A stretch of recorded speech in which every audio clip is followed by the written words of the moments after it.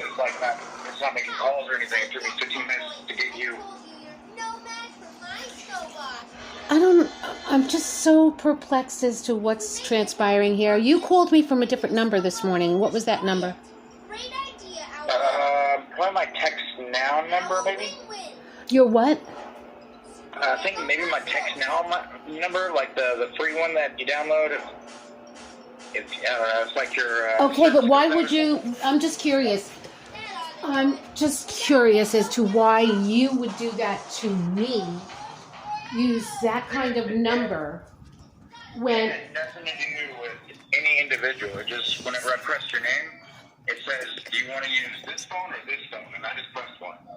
It has nothing to do with anybody. But you called me twice on that phone. It's the same phone. It's just it's an application like kind of like Duo almost, but it's a text now number. It's free, and it just whenever I want to dial somebody, it'll say, "Do you want to use this app or this app?" And But I guess I understand. I just am trying to figure it out in my own head. As a logical person, you don't want Vincentia to have a number like that, but yet it's okay for you? I'm just wondering how it works. No, I just set mine up because my phone wasn't working. That was it. Now I don't know if she's telling you a bunch of stuff about me, but you got to know that she's. Listen, I don't judge people by other. I don't judge people by other people's opinions. I judge them by their own behavior.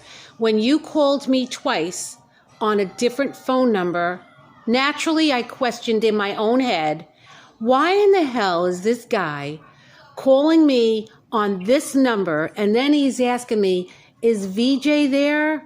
Like, you're checking up on her. She's been with me. I'm trying to get a hold of her, Patricia. I'm trying to get a hold of her. But I'm trying to check up on her. I'm not trying to be psychotic or anything like that. She's got you guys thinking that I'm crazy, and I am not.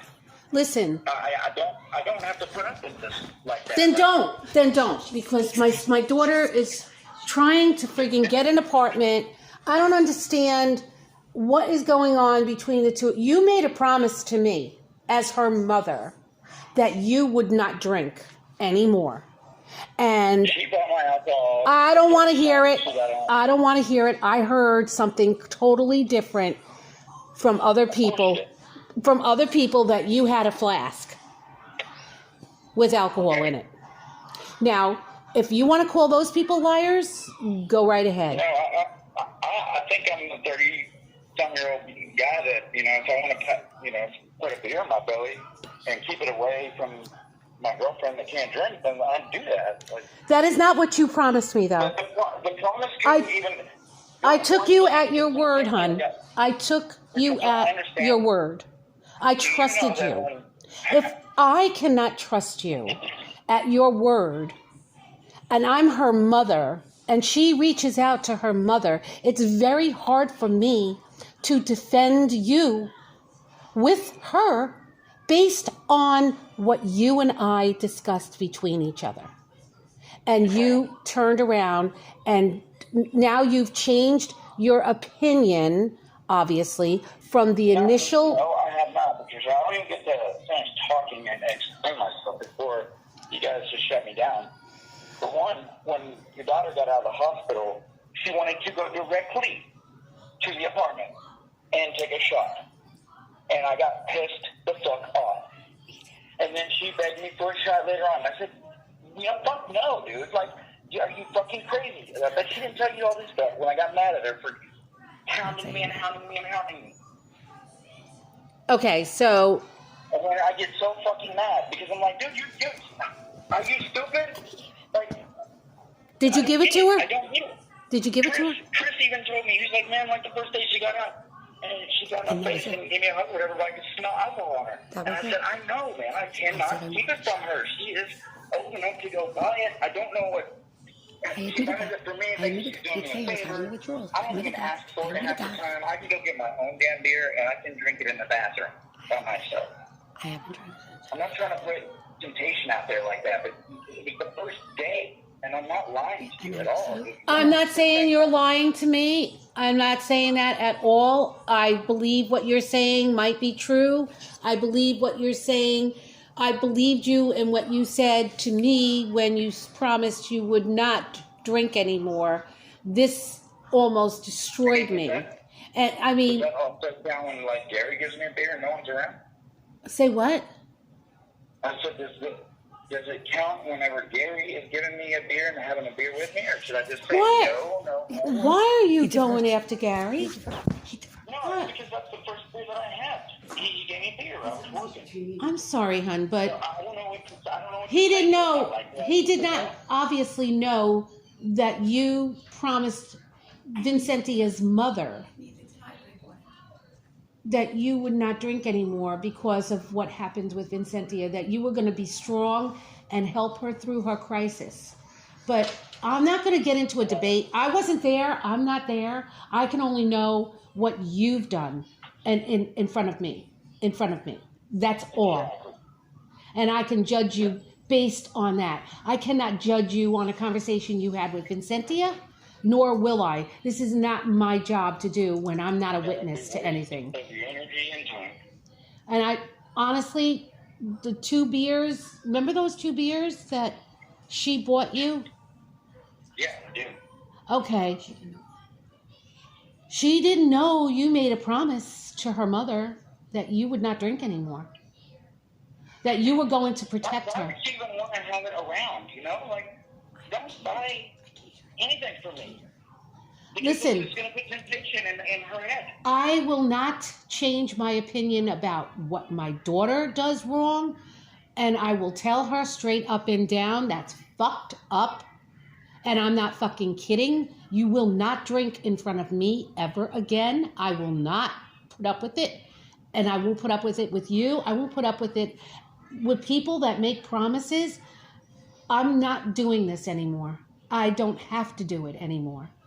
I apologize to you sincerely for breaking a promise like that. I did not know that it was going to, you know. Listen, I was really going and committing to. But you know what? See, you know that Vincentia's dad died of an overdose of alcohol, right? Ethyl alcohol overdose. That's what his death certificate reads. Ethyl alcohol overdose. 0.42% alcohol. Do you understand? That's a death sentence. Okay, and he did die because it is a death sentence at 0.42%. Here we go. I didn't drink around my kids. I didn't do any drugs around my kids. I'm on the straight and I'm on the narrow. I just don't do that shit. And I didn't need my husband to die because of it. I lived in an alcoholic environment with all my aunts and uncles being nothing but fucking alcoholics. All they did was drink. And then I have a girl in front of me at 16 years old in high school, in my 10th grade, and she dies at the school dance from an overdose of drugs in the ladies' bathroom, the girls' bathroom in the high school. That did it for me at 16 years old. Drugs. I didn't understand anything about drugs until that incident happened with that girl. Now, fast forward to my husband, several years later, like 9 years later, dead with an overdose of alcohol. What the fuck? Do I not learn something at 24 years old? Like, hello, now you just witnessed not only your girlfriend dying from a drug overdose, but you're also now burying your husband from an alcohol overdose. So what's the difference? You tell me. Is there a difference? There isn't. Death is death. Whether it's caused by alcohol overdose or drug overdose. Death is death. That's how I see it. So why would I want to sit around with a bunch of drunks? I tell it to Gary all the time. He is on the verge of losing me. I am seriously in doubt of my relationship lasting any much longer because I'm watching him drink himself to his death. That's not what I married him to do. I do not drink, and I'm not going to promote the alcohol bullshit. I'm just not going to do it. Now, I do not mind if Gary drinks a few beers, but when he overexceeds the few beers and his personality begins to change, that's fucked up.